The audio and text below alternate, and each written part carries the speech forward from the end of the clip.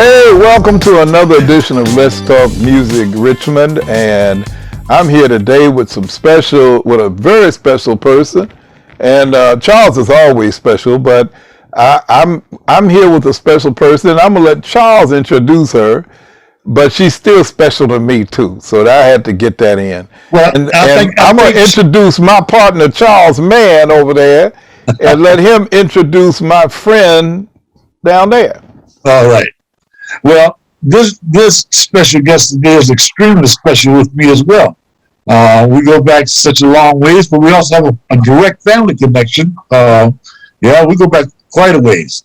And I was a kid. Yes, and so was I. You know, yes. But she used to walk me to school. She used to walk me to school. She used to make me stand at the corner and traffic light and say, "Don't cross right now, young man." Okay, no, that's not true. Anyway, without further ado, Miss Marsha Meekins, well-accomplished musician and musical trainer in and around Richmond area. And Marsha, we're going to bring you in here, so I want you to tell us a little bit about what you do now and who you are, and then we'll go back into let's dig up the past. Okay. Good afternoon. It's so good to be here with two of my dear friends. I love these two guys. And I'm so excited about this project you're working on. So my name is Marsha Meekins Cheatham, but professionally, I'm Marsha Meekins. I'm a flute player. I have my own 5-piece jazz band, Marsha Meekins and Company. And we've been playing in and around the area for about 4 or 5 years since I moved back to Richmond. I moved back here in 2014 after living in Baltimore for 20 plus years. In Baltimore, you worked as a musical instructor, music teacher in Baltimore system, or you worked as administrator? Exactly. What was your background there in Baltimore? I worked for the Maryland State Education Association. So basically, I took care of teachers. I did union work. I did teaching through my church. We had a band at church, and that's when that satisfied my yin for teaching. But my work life was advocacy for educators. Very good, very good. Now, when you went to Armstrong, of course. I did. Armstrong High School, class of 1969. And when you came out of Armstrong, what was the first band on the scene, in the Richmond scene, that you get involved with? How did that actually grow into the jazz groups and things? Well, the one you're most noted for, in my memory, in this time frame that Bill and I are discussing, 1960s, 1970s, 1980, you came around in the 1980s with the jazz group that just took over the scene. And what was that? The Jazz Ladies. I started that group, and I played with them for a little more than 6 years. But before the Jazz Ladies, I had played with Chapter 2, which was based in Petersburg. And it was several of my friends from Virginia State that pulled me in and got me interested in playing jazz. And so I played with Chapter 2. We played in Petersburg every weekend for about a year. During that time, I started my own first band called Wave, which was based in Richmond. So I was playing with both of those bands. Actually, the same people were in both bands. Okay, so that's the way to do it. Yep, Wave played mostly in Richmond, and Chapter 2 played mostly in Petersburg. Very good, Bill. You were familiar with the Petersburg connection there, with Wave. Well, I knew all the guys, but around the time Marsha got started with that, I was living somewhere else. I was pretty much in the Jersey area with Marvin Daniels recording Sugar Hill and Philly International and all that stuff. So by the time I came back, they were already doing the do. By the mid-'80s, I had already left Richmond by the mid-'80s and started working in the Louisiana area. So Marsha had the whole town to herself. But I came to see you down there now. Don't forget that. Oh, yeah. Well, you did come to see us in the 70s when you weren't supposed to be out. You were still a child. But I'm not going to tell you about it if you're speaking in the clubs. But yeah, you did get the opportunity to see both my group, Ujima, and Bill's group, Trusted. You got an Oh opportunity my to see God! them. Yes, those were the premier bands. And I remember Anglo-Saxon Brown as well. Right. I remember Silk. I remember Right. there was one more. Brother Love. Brother Love. I remember Right. those. And all of those was the same group. Brother Love, people. Ujima, Anglo-Saxon Brown, and Silk. Yes. So all of those were the same people as well. So let me ask you this, Marsha. The jazz ladies, who were the original members of that group? Okay, so the original members, myself on flute and sax. At the time I played tenor, alto, mostly alto, soprano, and flute. There was Pearl White. Pearl played tenor, alto, soprano, and flute. There was Juana Thompson. She did keyboards. There was Dorothy Marie Davis, who was also from Virginia State. She played bass. There was the first bassist we had was Shirley, though. She only did the first gig with us, and then Dorothy started playing with us. On guitar was Jackie Singleton. On drums was Michelle Hammond, who was from Petersburg. When she started playing with us, she was 16. She was still in high school, but she played with us even after she went away to college, off and on. Whenever she was home, she'd still play with us. But a lot of times after Michelle went away to school, we were the Jazz Ladies Plus One. And there were a bunch of musicians who made up the plus ones, right? So the plus one was a rotating position. It was a rotating position because there were times after Dike got sick, we would have bass players play. Hannon played with us for a long time. And Matt Steele and several other bass players are Charles. Did Weldon play bass with you and drums?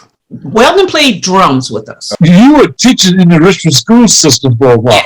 Yes. When was that in your time frame?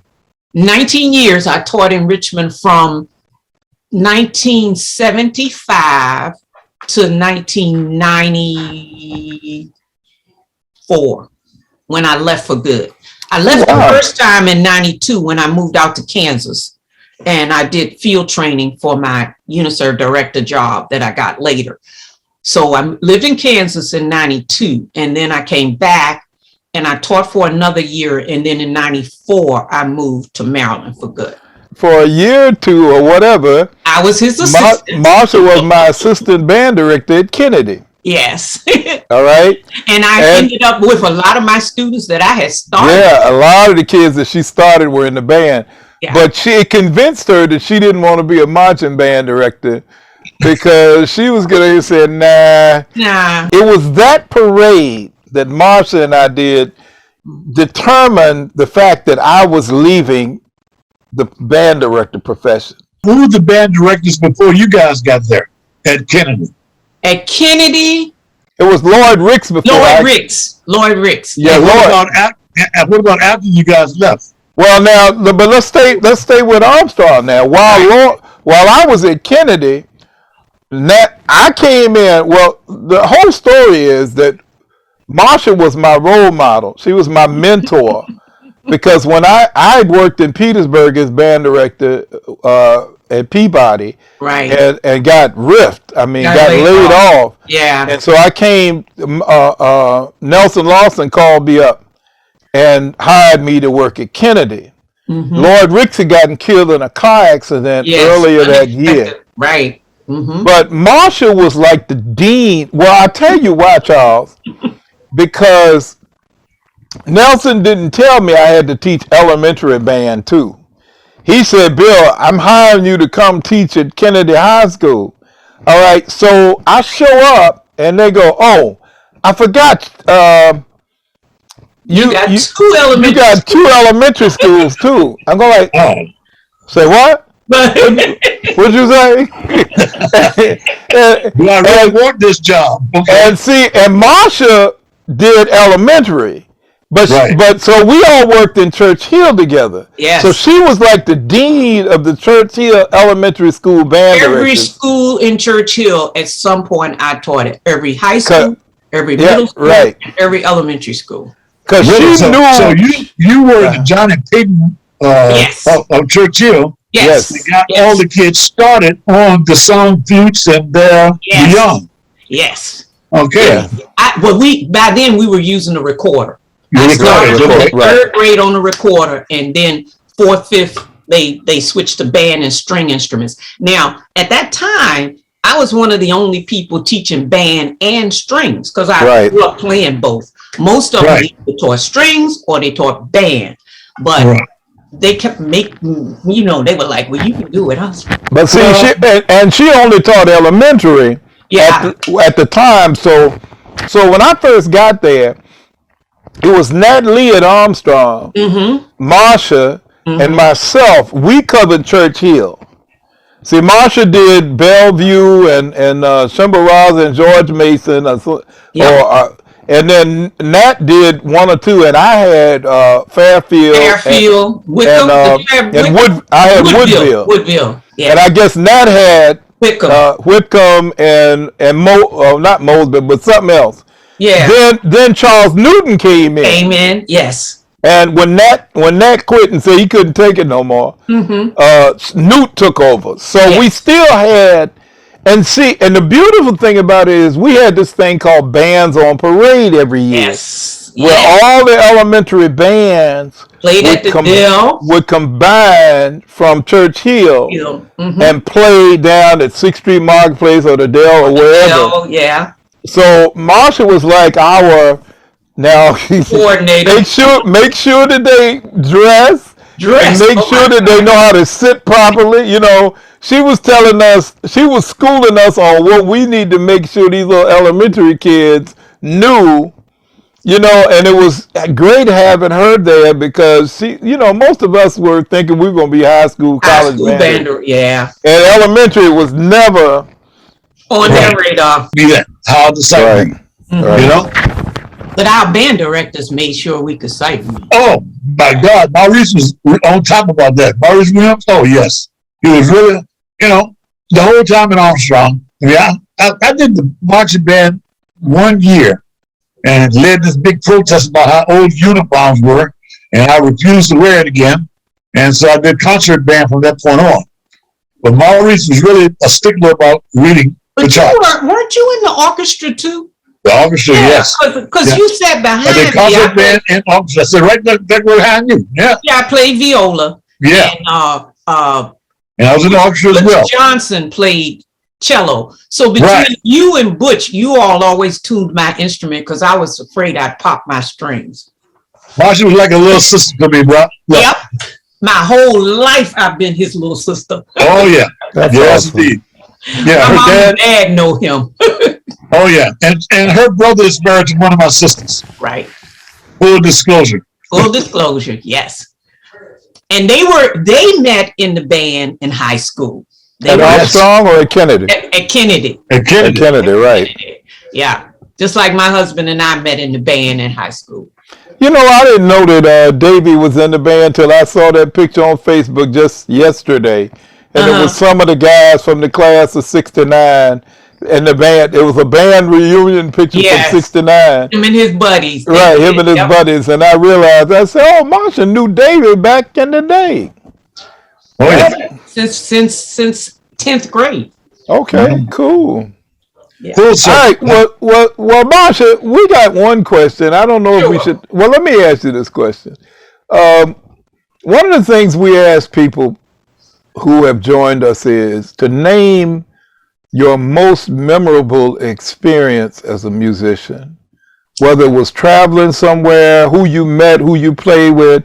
There's one thing that stands out in everybody's life as a musician, and all of us have been musicians for over 50 years, close to 60. Yeah, close to 60. And so what is it that stands out in your mind as a musician as the one thing that you'll never forget? Touring Europe with the band. Oh, yeah. That was band was that? absolutely Virginia State's concert choir, Virginia a State concert Concert band. Now, see, I went to Mary Washington first for 2 years, and majoring in music, but I had full scholarship, and that was my dad's idea. But I wanted to be a marching band director, so I needed to go to the school that had a marching band. Right. Washington was all girls. Okay. So I transferred to Virginia State my junior year, and that was the year we went to Europe. And I am so glad. I mean, that was the best move I ever made. I thought my dad was going to disown me because he really wanted me to go to Mary Washington. And I really wanted to go to Virginia State where all my friends were. Right. But you know, So tell us a little bit about the European tour. What is it that stood out? Oh man, I tell you a couple of things I remember. I remember us playing in some public schools, right? And I remember in big concert halls. And it was interesting that we were a hit everywhere we went. And this is the way the people applauded, which I'll never forget. They didn't clap. They would take a piece, you can't see it, take a piece of paper and shake it. And that meant y'all were. And we'd be playing and you see all this white paper, you know, which were the programs. Fluttering. Fluttering because they really enjoyed us. And I just thought, I'm in Europe. I'm 20 years old and I'm in Europe. It was, and listen, my dad being my dad, right before we left, he came to school to bring me some money. And he had the car window open and he had put the envelope on the dashboard and it blew out the window. And he couldn't find it. So he ended up, I think he gave me like $20 to go to Europe for 18 days.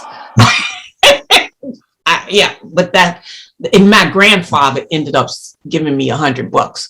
And I toured Europe on 18 days was like $120. But you know, that's got to be one solid memory for you, that experience. Music does that. We've all had that opportunity to travel and meet new people in interesting places as a result of music. Mm-hmm. And I can tell you two other real quick ones.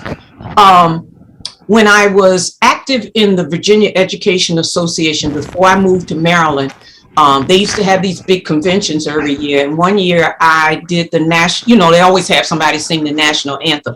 Well, this guy had me play the national anthem on the stage of the Scope, unaccompanied by myself. And I remember being a little nervous and leaving out two measures because I refused to use music. I was going to remember it.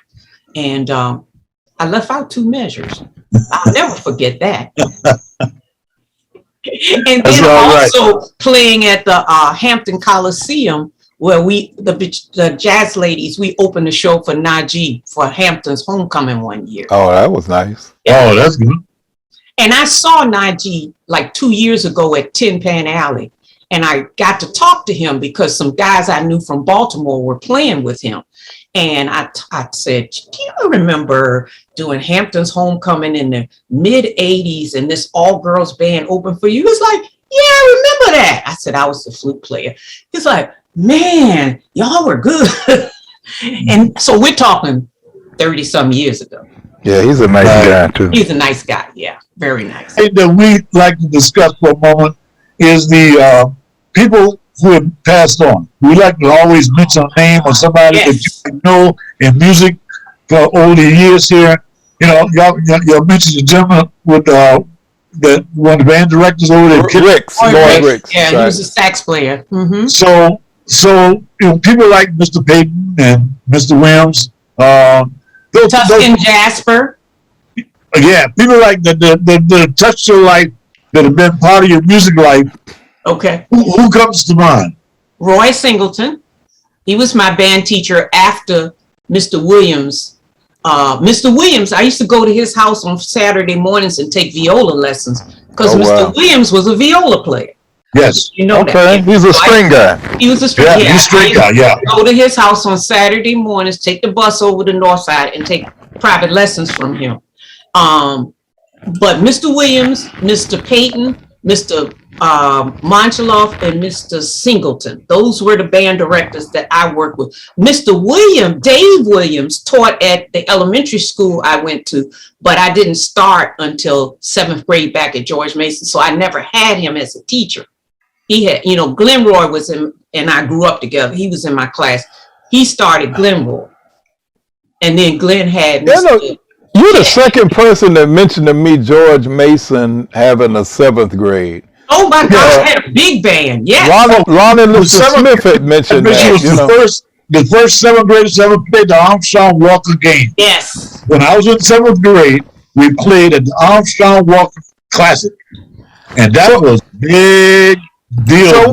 So when did you go to East End, Marsha? Yep. What grade was East End? 8th and 9th? 8th and 9th. Yeah. But see, okay. Charles, didn't you go to Armstrong for 9th? I went to East End in the 8th grade because I got the Armstrong in the 9th grade. That was the last year they had 9th grade. Right. So I got the Armstrong in 9th grade, but East End was my 8th grade school. George Mason was my 7th grade school. 7th grade school. That must have been that baby boomer time when they had to adjust all of those schools because the kids at Armstrong, you would not believe. The graduated class high school 6-7 was over 500 kids. Oh yeah. You all had the biggest class. Yeah, we had the biggest class. Yeah, that was a baby boom thing. Fantastic. Well, that's good. Marsha, I know that you got another appointment, and I know we're approaching that time. I tell you how much we appreciate you being here and filling in these blanks for us and giving us some names and numbers to go with. You have had an interesting music career, my dear. Very proud to know you. Very proud to know you. You helped raise me, so what the heck? I thought we just met last week. Okay. Yeah, right. Listen, he used to work at the Safeway. Remember that? Yeah, I know. He told me. Yeah, and that's where we shopped. So was that the Safeway on 25th Street? 25th Street. It's a dialysis. It ended up being something else after. What was the name of that store for years? Community Food Market. Oh, Community Pride, Community whatever. Pride, yeah. Now it's a dialysis center. Yeah, but I could see it was a Safeway. You could tell it was Safeway back then. I was working with the distributive education program at Armstrong, and they got me the job at Safeway. When I was in the 10th grade. Right. Yeah. And so when I was in 10th grade, I started working at Safeway, and Marsha lived about 2 blocks around the corner. Yep. Right. So her family would come in every week to shop. Yep. And and of course, and Dad was a super cool dude. Mm-hmm. So he'd come here and look Marsha be behind him, and I'm yelling at her all the time. and of course, turn around, she's in the band with me. I'll go, said Armstrong. I know you because you used to come in there with your daddy when you was a little girl. Every week, I saw him every week. At least once a week, I would see him. Right. And let me tell you this real quick, Charles. I don't know if you remember this. When I first came back to Richmond to teach, because I taught in Nelson County first. When I came back to Richmond to teach, I wanted to make a video for recruitment. Remember, I came to your house and you and I made this. I don't know how we did it, but you narrated. I wrote the script and we introduced all the instruments to the kids. You don't remember that? I'm sorry. That's okay. You old. Everybody. So I have no idea. We're talking like 75, 74, 75. 75. Right. Yep. Yeah. And Charles can't remember that far back. I know he can't. Yeah, that's true. If it's not a saxophone. I don't think I've ever said no to anybody that asked me to do things like that. And so as a result, I was always doing that, doing voiceover work, jingles, commercials. I was always doing that. And so, I don't recall this particular incident. And recording people was just something I did. Marsha, I had to remind Charles that he is the person who recorded the first version of Love Injection. Really? Yeah, we hired him to do a demo, and the tape that he recorded is what got us our record deal. Yeah, and I remember it now because it was done upstairs. They were done upstairs at the Ebony Island. And I remember that. I remember that night. I remember that event. Right. I didn't recall it at the time when you first mentioned it to me. But like I said, I don't think we recorded everything live, and we may have done overdubs, but he had a 4-track reel-to-reel recorder. Right. And we went up there and did all that stuff. And I had to remind him, I said, Charles, you know, you're the reason we got a record deal. And that's what you used when we did this thing. You used a reel-to-reel. Right. And we used, and in fact, I just found it, the slide projector. We made slides. And right. Yeah. Wow. Hey, what can I say? 75. That was 75. I haven't learned how to do it right yet. I'm still doing editing. So I'm still learning. Still trying to learn how to get it right. Well, Marsha, one of the things that Charles and I make sure that we understand, and you're right here in that with us because of our age, which is that we all are very blessed. Yeah. To still be doing what it is that we love so much. Yeah. Yes. And we would just want all the young musicians that see this in the future and way down the line, probably when we're all gone, somebody will hopefully see these videos and just let them know that have a passion and a love for what it is that you do in music, and it'll last you your whole lifetime. Look at us. Entire life. Look at us. We're looking at 60 years of being musicians, basically, and just loving it, into our 70s. Because, like you said, a lot of kids start music at 10 years old. Yeah. And I was 10. You start music at 10 years old, and then you start, So we appreciate you coming on with us and giving us testimony to what it is that you do, and we know you got to go. So we're gonna say thank you very much on behalf of Let's Talk Music Richmond, and that guy over there, Charles, man, and of course you and I go way back, like a Cadillac seat. Yep. So, remember your trumpet with my Dizzy Gillespie trumpet. Let me use that trumpet in brass class. And you let me use your flute in woodwind. Woodwind class, yes. That's right. I remember when Marsha was playing the harp. I thought that was so cool. Oh, yeah, I played the harp. Yeah. So you played everything, right? And then Jackie Pates left, and that new lady, Mary Smith, she wouldn't teach us. Yeah. Wow. That was just cool to watch us do all those things, Again, great to know you, Marsha. Great to know you. Thank you. There's a lot of young people out there today that play instruments because of you. Yes, they do. And the bass player in my band, I taught him in the 4th grade. That's right. And I could tell in the 4th grade that he was something special. You'll be a great musician. And 2 of the trumpet players that'll be playing with me in the future, Charles, are kids that she put the horn in their hands for the very first time. And they're awesome musicians. Yeah. My babies. She used to make the little girls sit so politely. It taught me everything. They always have to have their little ankles crossed at the bottom, and the legs, the knees were touching, and they turned to the side, and they had the perfect little whatever. And I learned it. I said, oh yeah, I've learned how to do this from her. Yeah, Marsha's sharp. Marsha's sharp. Thank you, Marsha. Love you both. All righty. Bye-bye. Bye.